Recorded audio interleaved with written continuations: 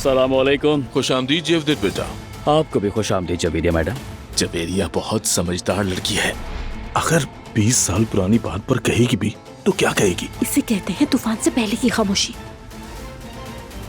अरे यार, आप सबको यहाँ देखकर मुझे बहुत अच्छा लगा। हमें भी बहुत अच्छा लगा। फार्म हाउस का क्या बना? 5 स्टार होटल व्यूज के आगे अब कुछ नहीं। हसन आगा सारी उम्र दुआ देगा। हमारा काम सबूत जमा करना है ताकि वो सारी उम्र जेल में सड़ता रहे। उनका कोई रिश्तेदार वगैरह है?